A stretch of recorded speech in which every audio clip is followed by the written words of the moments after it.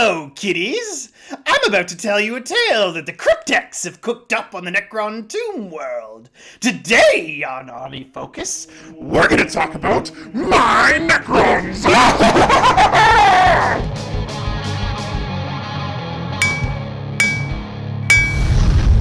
Anvil of War! Army Focus!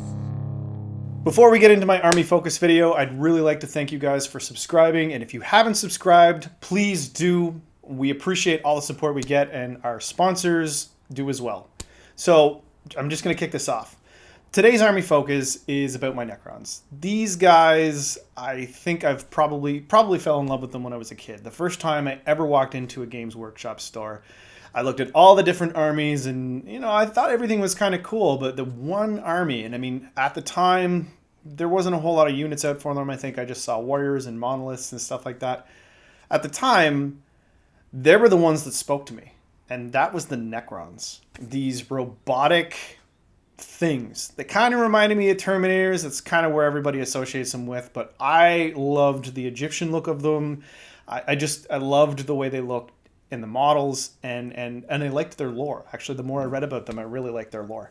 If you don't know about the Necrons, they are led by Imhotep the Stormlord. He's one of the first minis that I picked up and painted just on a whim, and I wasn't sure at the time, what kind of paint scheme I wanted to go with, because I was in the middle of painting a bunch of Ultramarines at the time, because I really just got into Warhammer. And I always knew I was going to get into Necrons, so I picked him up because I knew he was the big, bad meanie of the Necron dynasties. So I took a look at all the different dynasties, and I wanted to find a paint scheme. So the inspiration came from the Nicola dynasty. I loved the paint scheme. I wasn't too keen on the aqua blue, kind of traditional Egyptian blue look of them, but I did like the paint scheme. So what I did was I used the Citadel paint app on your phone to kind of look for like a color that really spoke to me. And this purple jumped out to me so well. I know, and as soon as I looked at it, I'm like, okay, I can totally see this. So actually I painted Imhotep first in that paint scheme, and I was like, okay, this is what my dynasty is going to look like. Now, I realize if I use it Imhotep the Stormlord in my dynasty, they have to run as Sautek. But at the same time, lore-wise, my Necrons, they're not loyal to Imhotep the Stormlord. They're actually loyal to the Silent King. But they will work with Imhotep the Stormlord if they have to. You see, with the new fluff coming out, I kind of like the idea of the Civil War thing going on, that's going to go on there, because I'm assuming that Imhotep is not really going to like the fact that the Silent King is back, and there's going to be a little bit of a clash there.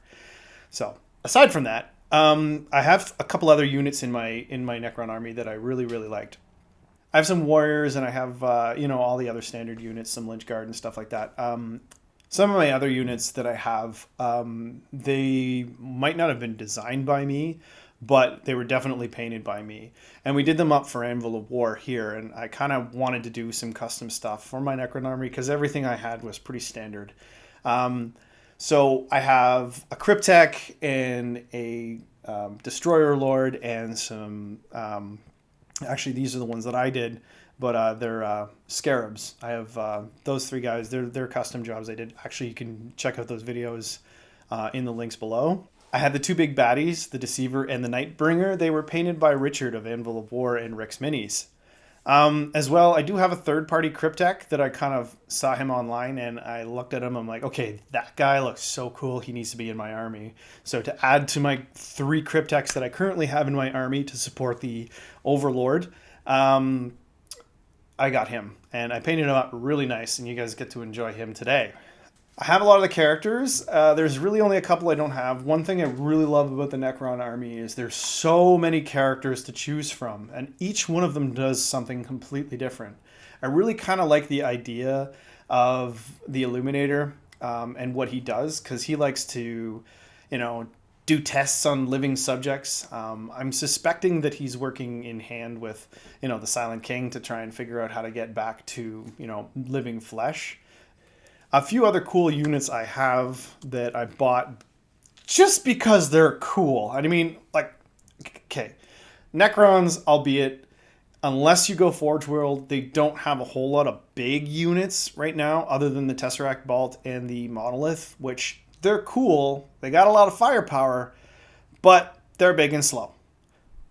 So, what about a giant praying mantis with large guns mounted on it? To me, that screams, heck yeah, I need that. So I bought him. And I have both sets of guns for him and stuff like that. He's all magnetized. I haven't had a whole lot of chances to use him yet, but I'm probably going to use him on Adam as soon as I get the chance.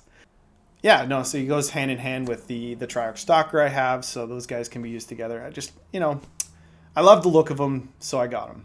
And to be honest with you, that's kind of how I collected my army. One other thing I love about the Necron army is the different vehicles that they have. I have a Doomsday Ark and a Ghost Ark, neither of which are magnetized because it's such a pain to magnetize those things. I just decided to get the model and do it up as one or another. I kind of wanted one of each to start. They speak to me. They're like a trireme unit, like an Egyptian trireme, and it just looks so cool with all those little Necrons in there and the scarabs. So when I painted the Ghost Ark, for instance, I actually went into detail and I painted all the little scarabs on the Necrons to match the scarabs that I actually have on my army. And then I also went into to really good detail and I matched that color set and scheme for the Doomsday Ark just so that they kind of looked very much alike. Another thing I like about the Necron vehicles is a lot of them are so easy to magnetize. So I have 2 flyers right now. I have a third one in the works. The 2 flyers I have can be either or. They're both magnetized fully, so they can be either a Doom Scythe or a Night Scythe. That way I can choose both of one type or one of each. And then with the Annihilation Barge, I also have it fully magnetized, so it can be the command barge or the Annihilation Barge as well. So, that's the beauty of having not so many weapons options with Necrons, but at the same time, you have a few options and they're fairly easy to magnetize. So like once you get that done, you have a versatile army with very few actual models needed. I didn't bother magnetizing a lot of the infantry units though, because that requires a lot of small magnets, and really the only ones that have a whole lot of weapon options on them are the Lynch Guard and the Immortals. I kind of took a look at the stats of all the weapon options for them, and I'm like, okay, well, what would best suit my playstyle? Which is get them in as fast as possible, up close and personal, and kiss the enemy with blades and guns. Well, plasma in Necron's instance, they don't really use, like typical guns. They use plasma weapons. They go bang, bang. If you know anything about Necron lore, most Necron dynasties are ruled, or most Necron tomb worlds are actually ruled by an overlord or a cryptek. My tomb world is actually ruled by an overlord who is loyal to the Silent King, but will work with Imhotep, as I stated before. So he's got a lesser overlord that he works with sometimes, and as well, he's got 3 crypteks under his hand that he can control and get other Necron things to do his bidding. I can't tell you much about the world yet that they come from, because that's going to be revealed in a later video. That's in the works. So actually, speaking of the world, you'll notice that I have 2 different colored bases on my army. Reality, I started painting. I'm like, I don't know what I need to do with my Necrons. So I decided to paint the bases black and give it a green glow. Most GW art for Necrons has this black planet with a green radiation glow. So that's kind of where I got the idea to do that from. And then when I actually finally came up with the idea for my Tomb World map, it kind of takes place on a Mars-type planet, so there's a lot of oranges and stuff, and the planet and the buildings on the planet and other Necron-y features are black obsidian. So I had to change the way my bases looked so that they would go with the planet they're from, right? So the way I see it is the original bases that I have, they're the nighttime version of the planet with the eerie green glow. And then the daytime version of the planet is the sun-scorched orange that you will see on my models. So along with everything you see here on the table, I still have other units that are left unpainted and unassembled. Currently I have unassembled and unpainted 20 warriors and a Tesseract Vault / obelisk. I will be magnetizing that unit because I think it is a beautiful model that you can get the most bang for your buck out of once it's magnetized. Stay tuned for a video on that one. As well, I have 5 wraiths. They're assembled, primed. I just need to paint them. I couldn't get them done for this video. One thing I'm super excited about, and we haven't seen this for a long time in Warhammer, are really new and unique Necron units. I'm so excited for 9th edition. I already bought the launch day box set. I cannot wait to see these new models. I have a feeling they're going to not only enhance my army, but they're designed to kind of delve deeper into the Necron ranks, right? Because one thing the Necrons have currently is they have the upper echelon and then they have the lower echelon, but there's not a whole lot of in between, whereas a lot of the other armies have all that. So the new units that are coming out are definitely going to fill in those gaps.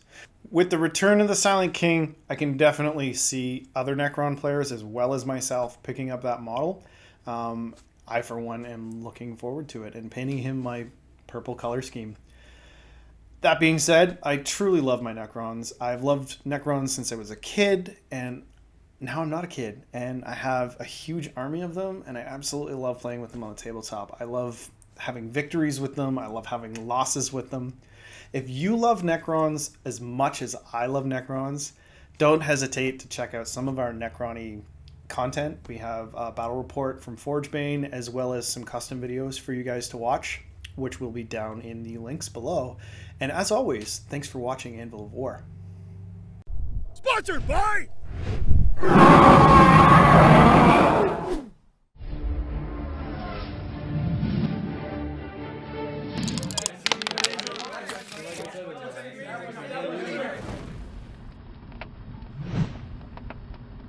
Thank you for watching Anvil of War Gaming! Don't hesitate to smash that subscribe button! How's that? Was it too over the top? Was it good? I mean, it was super over the top, but I mean... The inspiration came... The inspiration... Come on, try and frame me. Huh? You're the one who's editing.